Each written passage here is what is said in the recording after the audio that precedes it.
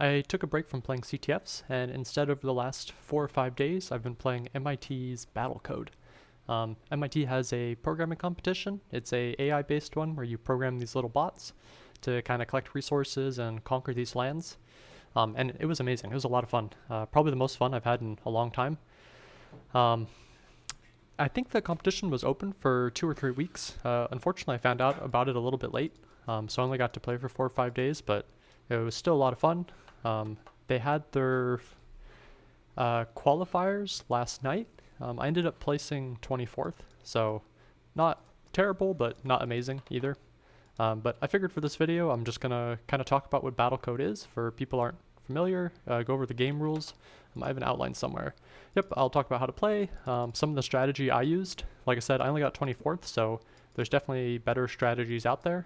If anyone realizes something I'm doing wrong, please let me know. I'd love to learn from my mistakes. Talk about some things that didn't go well, and then the things that I could have done better. And yeah, let's get started. So like I said, Battlecode, it's MIT's programming competition. I think it's kind of intended to be at the college level. They had two major sponsors. So the first one was Regression Labs. I think they make also a kind of AI programming competition. They're based on Minecraft. One thing that's a little bit different about this one is you actually play with your bot in the game. So you program a bot and you also play with it at the same time. So it's kind of like a teammate, which is a little bit different. And then there's Argus Labs. I think they're kind of in stealth mode, but what I understand is they're making a better like distributed platforms for video games. So once they have more information, I'm excited to check them out. But anyways, let's take a look at the game. So they give us a bunch of stuff. Let me restart this to start playing. Let's go getting started. So they give you a bunch of instructions. You can use any of the IDEs you want, but they have a kind of like a starter Java template, and you build your bot off of that. They also give you this client, and this is the client that you can use to watch replays of games. And so this is what the game map looks like. I'm just going to start a game so you can kind of see what it looks like. Right off the bat, you can see there's two different teams. There's a red team and a blue team. They're competing on a map. There's a bunch of different objects on the map. Bots kind of move around. These lines are them attacking. And yeah, so now I'll kind of describe everything now that we saw. And this is usually what the end game looks like. Usually the end game is one team kind of overtakes the map. That's not actually how you win, but this is usually how every game ends. Anyways, like I said, there's a bunch of different things on the map. Really, it's not too bad. I think the game is relatively simple to understand, but it's like one of those games like chess, easy to understand but hard to master. We can see these things here are the headquarters. I'll talk a little bit more about bots in the future, but these are the starting positions. You can see that the map is symmetric. This one's rotationally symmetric. They can either be rotationally symmetric or like flip over symmetric. Forgetting the name of that right now. But this one is rotationally, because you can see if you were to rotate the bottom all the way around, it'd be a symmetry of the top. So these are the headquarters. This is what you use to spawn bots. And so there's a blue team and a red team. Then there's two types of resources. There's this one. They're called wells. This is a mana well, and this is a adamantium well. Technically, these can be converted into a different type of well, but almost no one actually does that. Then there's three other map elements. So the first one, these are easy. These are walls. You just can't pass through a wall. These are winds. And so winds just kind of push your unit along them by one. So if you had a unit here, after the end of their turn, they would automatically move here. And so you can use this to kind of get places quicker. So like you can imagine if you had a unit that was mining here and they wanted to go back and drop resources off here, they can move here, here, here, here, here. And then as soon as they're here, they would zoom along this way and then go here. So they could get to base a little bit faster. There's also some tricky stuff, like if you're a bot and you're trying to move upwind, if you move one here, at the end of the turn you're going to move back, and so you can get stuck here pretty easily. Anyways, those are winds. Then there's two things left. There's this thing, which is a cloud, and here in the middle, these reduce the visibility. So normally, so each one of these robots, they have an action radius and a visibility radius. And so what the clouds do is you just can't see in or out of them. I think it reduces it by like 4 or something, 4 squares. And last are islands. And so there's a couple different ways you can win the game. Most of them are like tiebreaker scenarios. The real way to win the game is to collect or own 75% of the islands on the map. And so these are what islands are. Basically, you place a certain object on them, and if you do that, you own the island. Other people can retake the island, but basically you just try to control islands as fast as you can. Like I said though, if you actually watch the games, most of the time what happens is, I just jumped to the very end of the game, one team usually ends up just dominating the board, and then they just kind of lazily start taking control of the islands. You can see here Baloo is controlling the islands. I think that's most of the game. So bots. So I'm zooming back down. So this is the first turn. These are the different types of bots, if you can see my mouse on the left. So there's 3 headquarters. These are carrier bots, these guys. And so they're going to go from resource, they're going to mine, and they can carry 40 of the resource, and then they go back to base and they drop it off at headquarters. There's these guys. These are launcher bots, the triangle ones, so they can shoot missiles at people and do damage. And then there's amplifier bots. These are, so by default, robots can't really talk to each other. There's this global state array that they can use, but they can only use if they're near either this amplifier bot or near headquarters. And then there's these 2 other bots. No one actually uses them. It's kind of a late game strategy, but for the current meta, if you're at the late game, if you have the resources and the ability to generate these, usually you've already won the game and you don't really need to generate them. Maybe if the games lasted longer, like if things weren't so quick, maybe they'd be useful, but in the current meta, it usually is just easier to swarm your opponent right at the start and kill them so that they can't recover, and then at that point you've already won, so you don't really worry about these things. What else? Like I said, there's a shared array. So each robot is kind of in its own process or its own thread, and it's not allowed to communicate with other robots. So synchronizing becomes very difficult. There is a 64, there's a array of 16-bit integers, 64 long, of data that you're allowed to share, and every robot can read from it. So it's like this global shared state, but only if you're near, I think it's only these 2, maybe next to a anchor. I could be wrong though. Only near these 2 objects are you allowed to write to the array, but you can always read from the array. So that's very important in strategizing. Anyways, so that is how to play. There's a whole bunch of different maps. So that was one of them. Here's another popular map, Bat Signal. So the game's slowly running. And so you can see it's kind of different. We still have those winds that'll push you around, people going around collecting resources. Oh, these are the demo characters. I was wondering why they were doing so bad. Let me cancel this.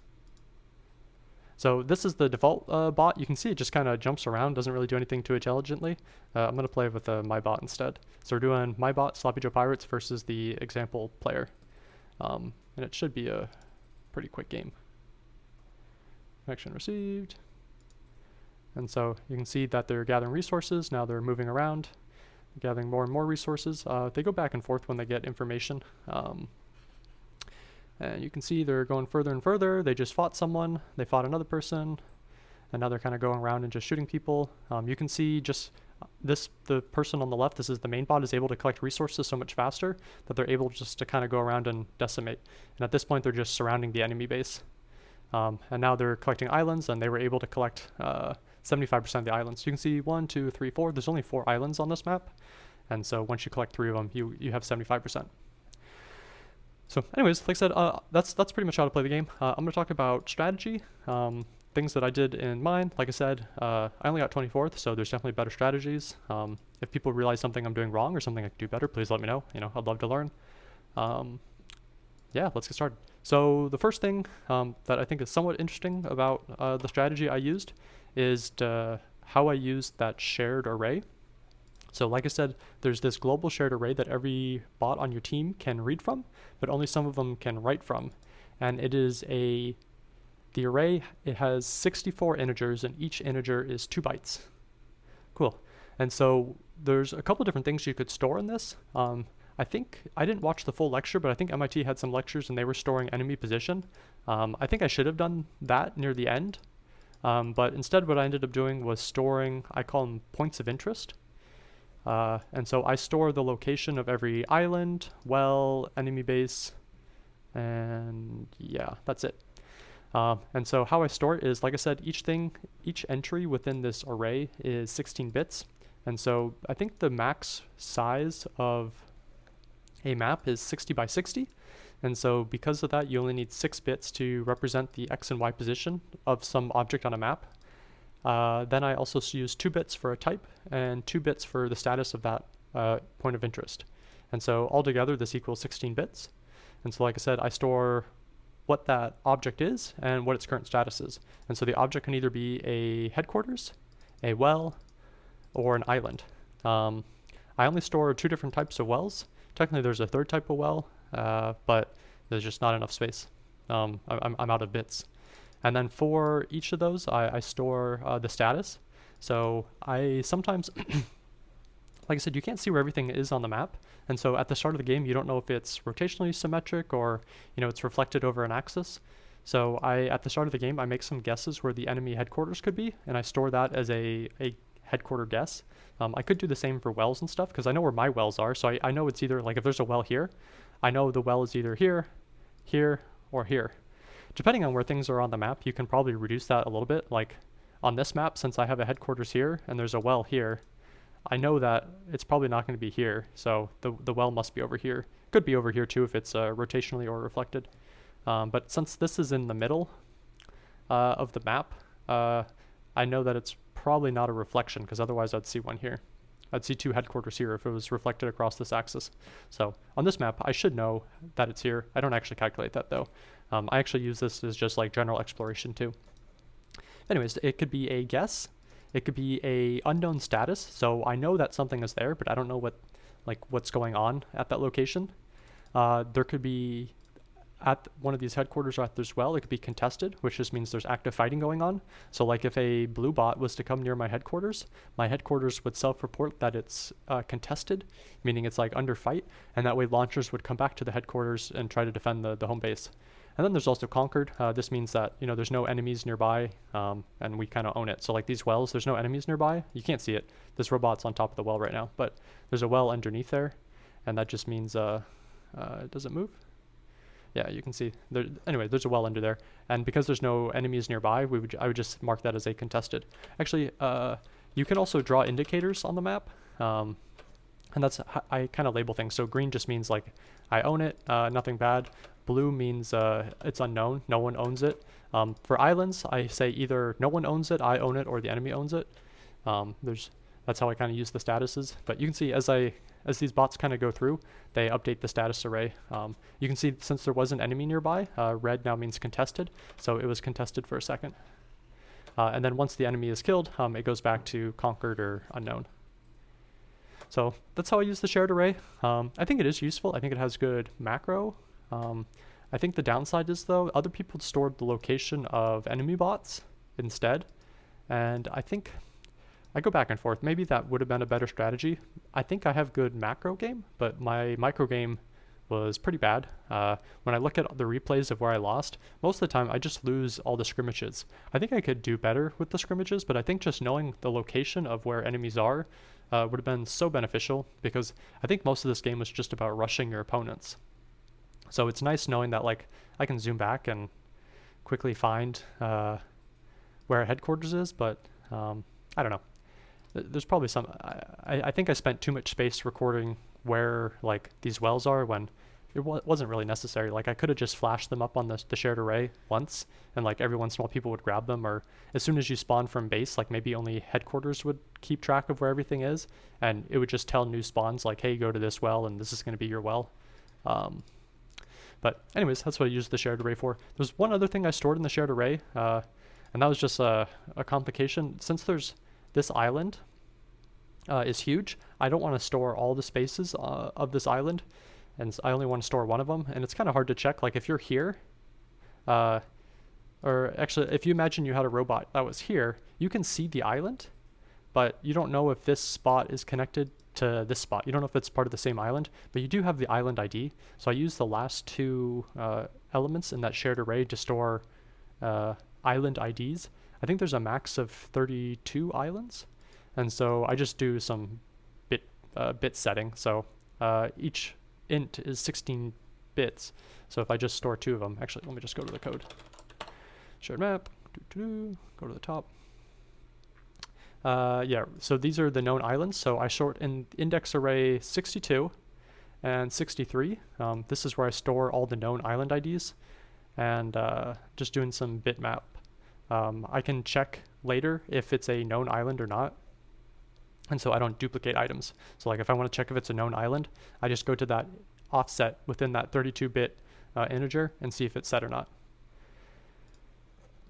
Cool. Like I said, so that's points of interest. So most of the time that shared array is just the location of all these objects, and so every bot that's created instantly knows, like has a pretty good global view of everything that's going on, which good macro, but not the best micro.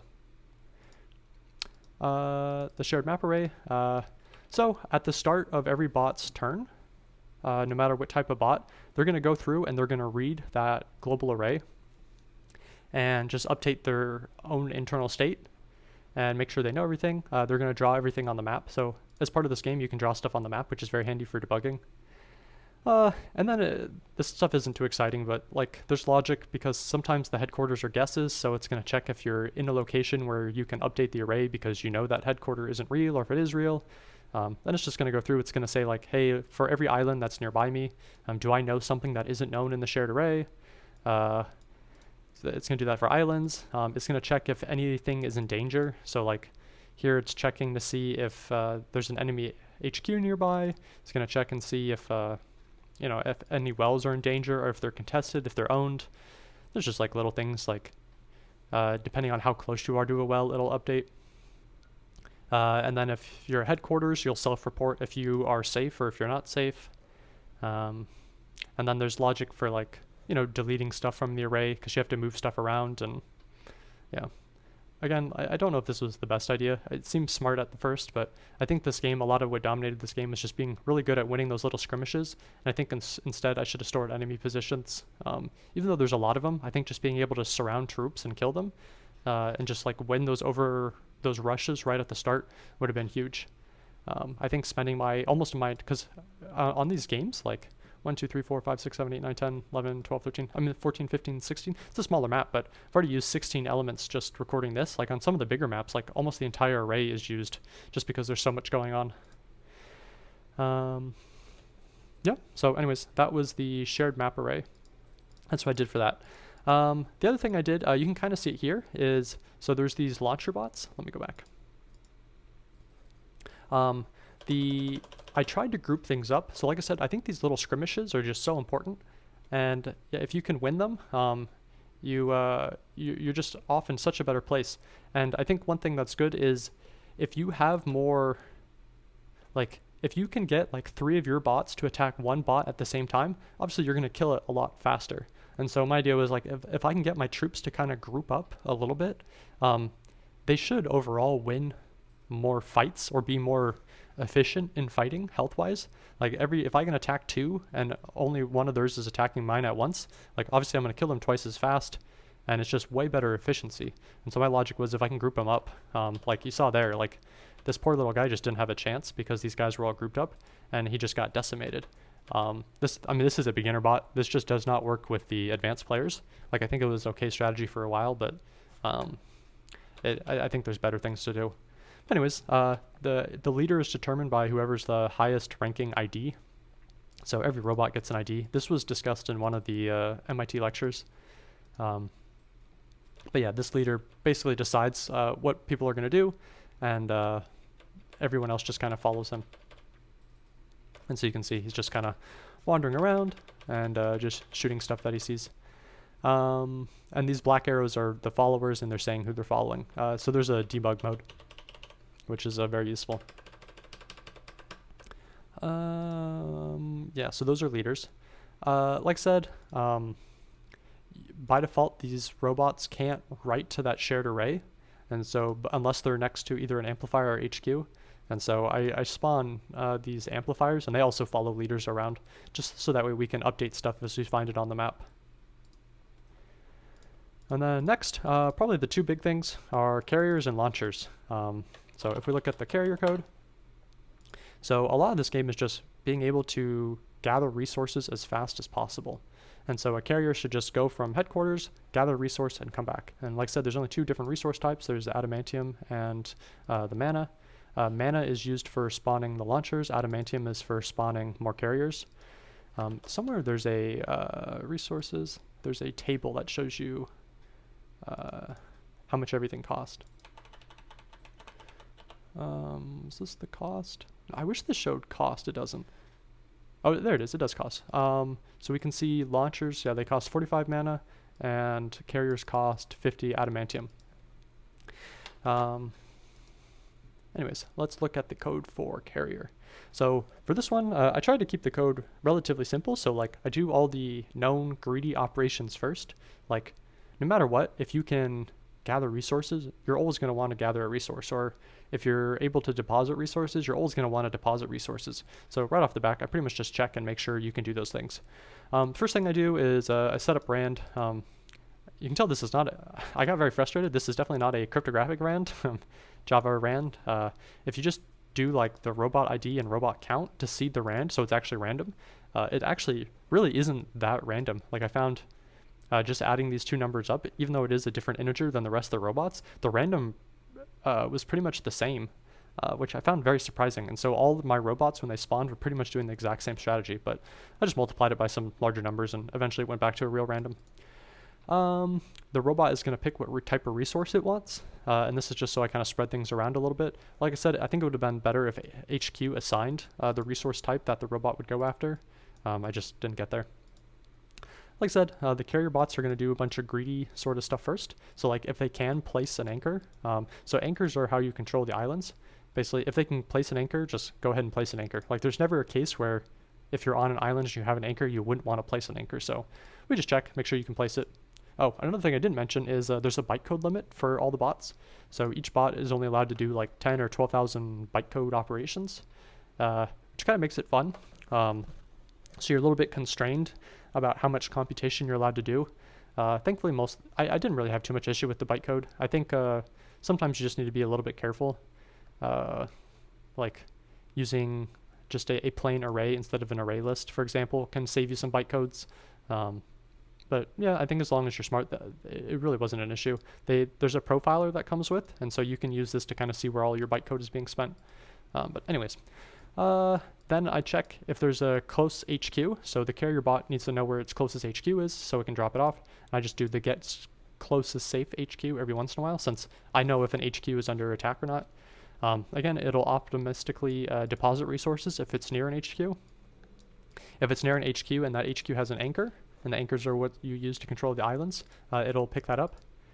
Anchor logic, so if I'm a robot and I have an anchor, it's going to go through, sense all nearby islands, and if that island is open, it's just going to start moving over to that direction. If the island has already been taken over, ignore it. Otherwise, I'm going to use my global array, and I'm going to look for all nearby open islands and start moving towards those. And if there's nothing, like if every island I know about is controlled, I should explore the map. I didn't have that logic. Instead, I just kind of move around randomly until someone else reports an open island, and then I'll move towards that. Then, so if I don't have an island, I'm in gather mode. I'm just going to optimistically gather anything that's next to me. I'm going to check and see if I'm in danger. If I'm in danger, I'm going to move away from the danger. So I'm just sensing nearby robots. If I'm near a island and the island has a anchor on it, I'm going to go stand on that island. So killing anchors, you just stand on an island and it'll kill them. So I'll go stand on that anchor for a bit. Otherwise, let's go move to a well. So I check if I am near a well and if I have a well location I'm headed towards. If I am pretty close to a well, I'll see if it's crowded. So there's a well here. It can only have, this specific well can only have 1, 2, 3, 4, 5, 6, 7, 8. You can't put a person here because you'll slide off. I guess you could try and go in a loop, but I feel like it's just not worth it. So 1, 2, 3, 4, 5, 6, 7, 8. It has 8. So this well, for example, is going to see that there is available space, so it's not going to ignore it. But this guy, or maybe one of the next guys, they'll see that this well is full. Where's one? They're already moving on, but basically they'll see that all the spaces near this well are occupied, and so then they're just going to say that well is no longer my target, and I'm going to find a new well to gather resources from. And so that's what this logic does. I cache it so I don't have to calculate how many available spots are there every time. So I have a well-sized cache. I think it's just a hash map, yeah. So I have a hash map. I count how many available spots are there, and then I check to see how many robots are near it, and if it's, over. Oh, and I do a +1, so there can be one extra robot there. It'll find a different well to gather resources from. So this is how I pick the next well. So like I said, I have a global array of all possible wells, and if they're in danger or if they're not in danger, so you just pick one. And I have a well of, an array list of previous wells that I've already done, so it'll make sure that it hasn't previously seen that array. Sorry, it hasn't previously seen that well, and I'll go to a new well. Then from there, so this assumes we're moving towards the well, we have a good well, yeah. So if we are, this is the code, like nothing too exciting, I'm just moving towards the well. I'm not there yet, and my capacity is still low, so that means I'm headed towards a well. This logic is if I'm at a well. So I do one thing that I think is, I don't know if it's clever or not, but if we go back to the start, so like I said, you want to be as efficient as possible when gathering resources. And I think one thing that's difficult is sometimes these bots will kind of trip over each other. So what I have them do is I have them move to the back corner of a well. So once you get at a well, you'll start picking resources up, but then you'll move to the back corner. And so that way more robots can come in at the front. And while you're waiting there, let's go to turn 40. Oop. You can see this robot now has 36 adamantium, and it needs a max, it can only carry 40. So on the next turn, once it gets near the top, it's going to start moving back to headquarters. It's still going to stay within the well pickup radius, but it'll start moving so that it's closer and ready to exit. So that way it's just a little bit more efficient. Sometimes like the well will be full, so it can't do anything, which is totally fine. But if it can move closer to headquarters while still picking up resources, it'll do that. And so you can see now that they're 3940, and they can start moving away. So this logic just kind of moves them to the back corner, if possible. Otherwise, if they're full, they just move home. If they don't have a well and they don't have anything to do, but they have shared information, they have information that no one else has. So maybe they found a new well, or they saw that they're under attack. If there's no amplifier bot nearby, they're the only person that knows that information, and so they're going to go back to headquarters and report that. And then otherwise, this logic doesn't get hit that often, but if there's really no wells, they have no information, they're not doing anything, they're going to start moving towards, they're just going to start exploring. This explorer logic isn't the best. I need better explorer logic, but basically they're just going to move to these corners. Like I said, right at the start, I kind of guess where all the enemy HQs could be. It's not the best logic for guessing where they are, but I just kind of use that as the exploration logic too. So it kind of assumes that it's symmetrical, so it thinks that there's an HQ here, here, and here, just because of symmetry. But basically just means these robots are going to kind of head over here, and most likely they'll see like this well or this well, and then they'll head back. Anyways, that's the carrier bot logic, and then next is launcher bot logic. Kind of similar. First thing a launcher will do is it'll see if it's fighting someone. If it's fighting someone, so first it'll attack the nearest low health person. So you always want to attack low health, because if you can kill a person, then that's less damage that they're doing to you. So always attack the lowest health person. And always attack the lowest health launcher. Anyone that'll do damage to you. Then I'll see what my closest danger is. And I think, and I'll see, if how close the closest danger is. So how close the closest launcher is, or how close the closest HQ is. Because we either want to move away from it or move towards it. And this is, danger means closest only launcher, or that special robot that no one uses. I forget what it's called right now. The destabilizer. So if we know that there is a danger nearby, then we need to decide if we want to either move towards that person. So like, do we want to push the attack, retreat from the attack, or like kind of jitter step around the attack? And basically, should advance the attack just checks to see like, do I have nearby friendly troops that can I out damage that target, that group of targets, or will that group of targets out damage me? And so either I say I'm moving away or I'm moving towards. I try to keep it right on the edge of the attack radius. And so that's what this if people are too close, I move away. If people are kind of in that sweet spot, I'll stay in place. And if people are too far or it's dangerous, I'll move away.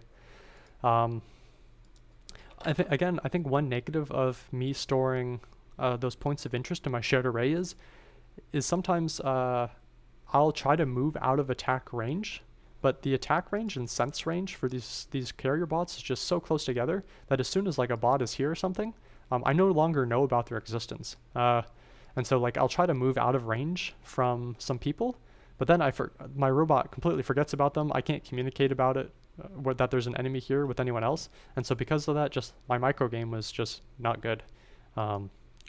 So for better or worse, like I said, I try to keep robots around this range so I can kind of move out if things get dangerous. Otherwise, I press the attack if I think I'll win. But as soon as they move out of range, like my bot forgets about them and it just kind of continues. For the most time, I think other people usually like advance the attack, or like usually if I see someone, it's because we're trying to pass each other, and so most likely we'll see each other again. But just something I could do better, like if anyone knows that they're outnumbered and they know where my bots are, I mean, they're just going to move away and I'm not going to press the attack when I should be pressing the attack. So like I said, this is probably the thing that I do worst, is just those little micro fights, just because I don't store where enemy position is. Next, what the attacker will, what the launcher bots will do is they'll kill an enemy anchor. So they'll see if there's a enemy anchor nearby and they'll just stand on that location. Part of the meta for this game is just surrounding the enemy base. Like near the end, if you just stand, let's see if we can get to enemy base. Yeah, they're starting to do this here. If you stand next to an enemy base, anytime they spawn anything, like you just have a whole array of people that are ready to zap and kill whatever comes out. And if you have like 10 people here, like there's just really nothing the enemy base can do. One thing to note though is the enemy base nearby, it does damage, so you just need to stand outside of this radius. And so there's code that just figures out what this radius is, and just the troops kind of assemble around an enemy base like that. Cool. Otherwise, it's going to figure out who a leader is. Like I said, I elect leaders, and the leader kind of just picks where people are going to go. And so right now we can see this is a leader, so you can set little debug strings, and so this robot knows that he is the highest rank, and he is headed towards HQ unknown 5610. So if we look on here, here's the positioning, 5610, he's going to go check out this location and see if there's anything interesting there. And so that's what this leader is currently doing. I think all the leaders are currently going to be doing that. I'm highest rank, moving to HQ 5610. Yeah, so this guy is also moving to this location. But anyways, so there's logic for determining who's the highest leader, and basically that's just off of index. For a while, I was actually treating the amplifiers as leaders. The problem is the leader is usually first, and so sometimes enemy bots would come in, and they would just kill the amplifiers too fast. And so, which is, even though the amplifier has a larger range, this map is pretty open, but a lot of maps are constrained, and the amplifier would just kind of get stuck and wouldn't be able to move back, and the enemy robots would just kill my amplifiers too fast. So instead, I think it's better to have the amplifiers kind of hanging in the back so that all these people can share their information.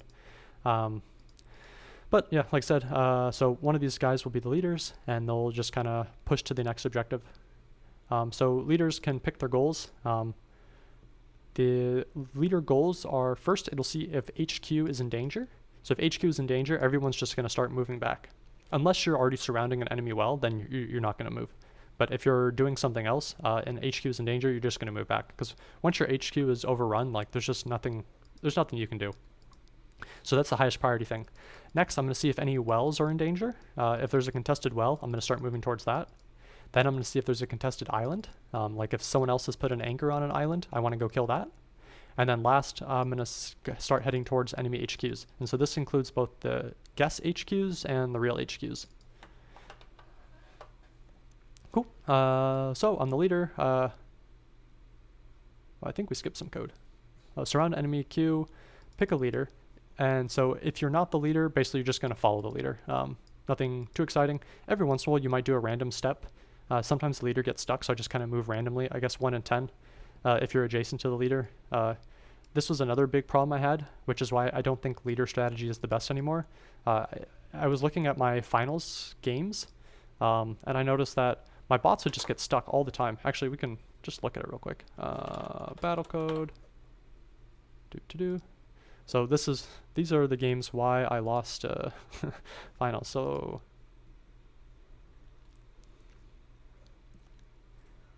I mean, I lost all of these, but that's a good one. I guess we'll just watch. I don't remember what happened on this one. So on this one, I'm blue. So you can see like these people down here, they just, I don't know, they just kind of get stuck on each other. Eventually they make it out.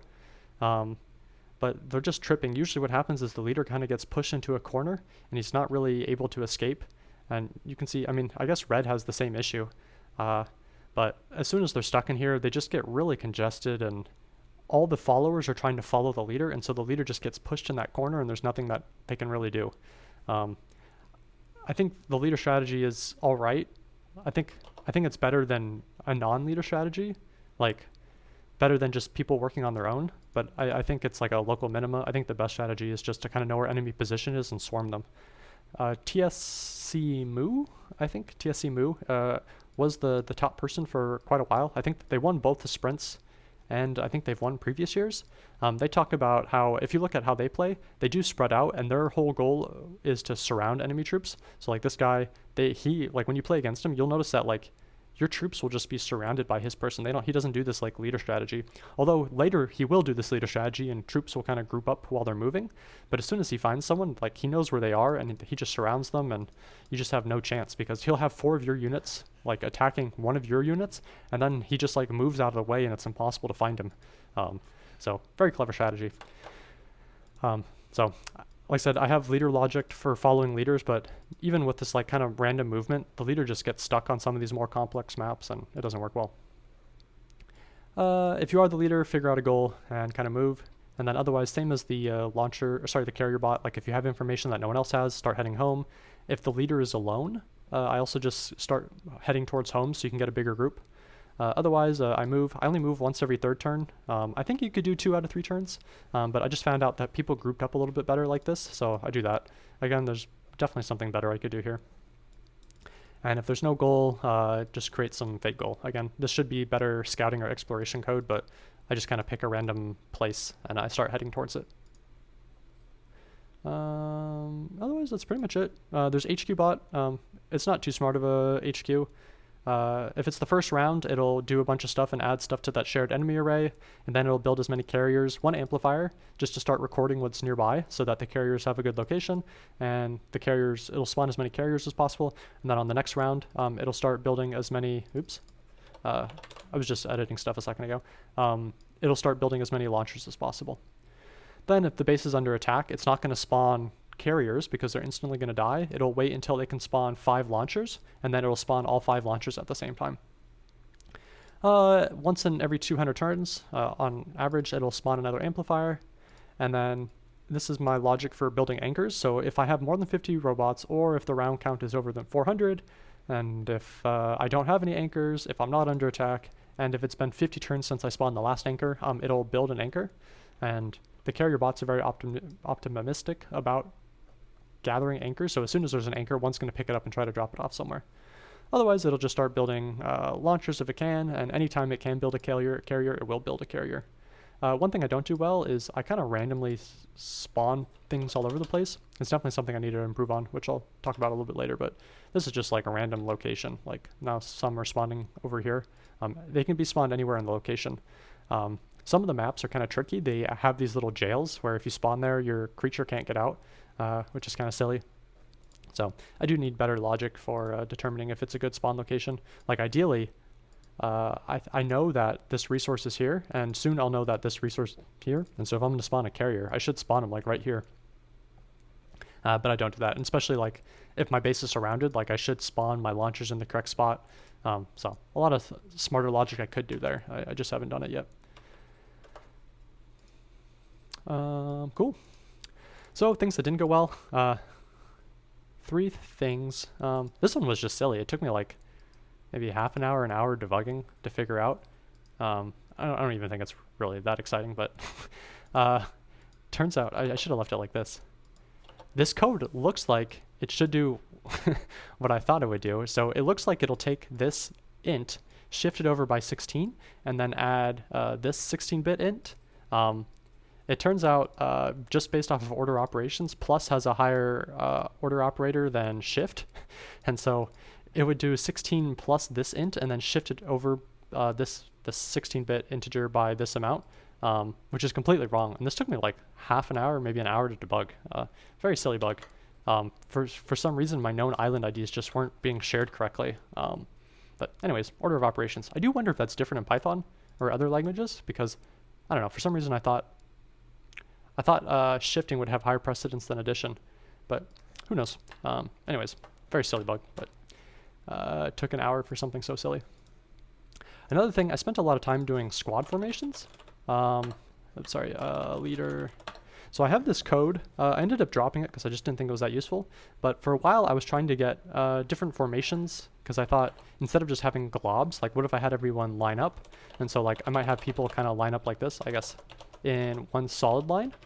And I would have one leader. This is back when I was using amplifiers as leaders. And so maybe I'd put like an amplifier to the side and I did something like this. Ideally what you want is you want your troops to kind of be a flat wall against an enemy. So like this would be perfect where you can have 4 or 5 people firing on an enemy and they can only fire on you at once. So I figured if it was something kind of like this, if I got attacked from the side, these people would just be able to decimate whoever came from the side. And if it comes from the front, I would specify somehow this is attack mode and maybe get like this X, the X that was there, to kind of like, oops, move forward to the side, or maybe all of these would do in a retreat. And as soon as the amplifier retreats, it would move back here. And these two would kind of squish back, you know, to here and here. So if there was an enemy in front, you know, it'd be, again, fighting these 4 and 1. I think the maps are just too chaotic to allow kind of any coordinated effort like this in formation. So I got rid of it. I think it kind of looks cool when like you have a squad formation kind of moving around the map, but at the end of the day, like just the maps are there's just too much going on. Like, you know, the formations can't really fit in here, especially with all these like zooming sort of things. Like it didn't work out. So I spent I don't know, maybe a morning working on formations, and then I ended up dropping it. What else went wrong? I think probably the biggest thing I did wrong was I wasn't good with testing and like really validating ideas. I think what would have been probably the best thing I could have done is I should have spent like my first day writing a better test harness such that I could validate different strategies very quickly and ensure that new changes I made don't clobber old changes. Like it would have been great if I could have like had testing code that would generate a very simple map. And I would say like, you know, a map where maybe if it's only like, you know, like a 5x10 map, and I would place certain bots there, and then I would have it run for like, 20 rounds, and I would see, you know, who survives. And this would have been great just for testing the micro strategy and making sure that, you know, different formations work well, making sure like things coordinate as I think, like, you know, like maybe have, you know, 5 or 10 carriers and 1 well, and make sure that, you know, their resource efficiency is as efficient as possible. And that way, if I test new strategies, I can instantly like just, you know, run this Java test and see like, does its efficiency get above like, you know, 20 mana a turn or something like that.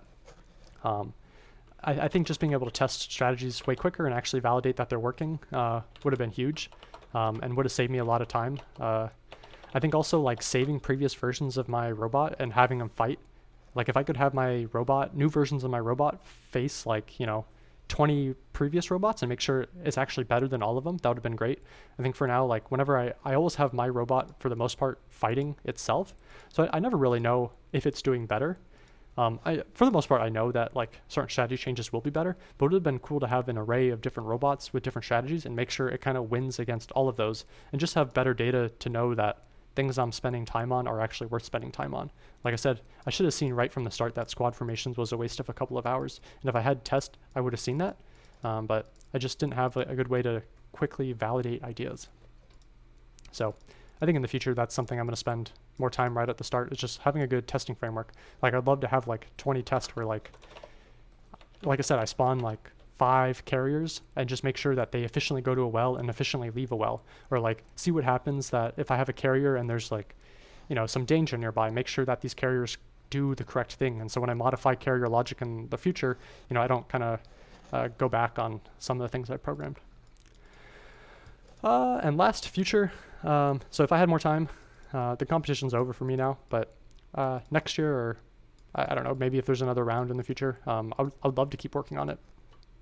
I think having breadth first search, like some sort of better logic for doing pathing. Right now I do the bug logic. There's one of the MIT released a lecture where they talk about bug pathing, and it's kind of a simple logic. It kind of moves towards an object, but if it hits a wall, they'll kind of just follow a wall around. I also do something where if I hit a wall and I'm kind of move around, I'll record all the positions that I've been to that didn't work, and I just won't return to one of those positions. So it's just like there's a scene array in there too, and I just make sure I haven't seen this spot previously. And as soon as I change goals, I get rid of that scene array. But I think just having a very simple breadth first search that only maybe searches like 4 or 5 elements would have been huge. Like there's a bunch of things, maybe this one? Oh, sorry, not the game. Watch. One of these games, you can tell just having a little bit of breadth first search would have made all the difference in the world. Not heart, maybe it was this match. Yeah, I think it was one of these. Potions, yes, potions. So it seemed like almost every team got stuck in these. So you would spawn robots here. Actually, let's just play and you'll see. People just get stuck in these resource gatherings. Like, thankfully they're able to get out of this one, but like this one, as soon as a bot gets stuck in there, it's super easy to leave. You just need to go down this path, but robots they try to go down here, and yeah, they just get stuck. Like if we zoom forward, we'll see more people get stuck in this thing.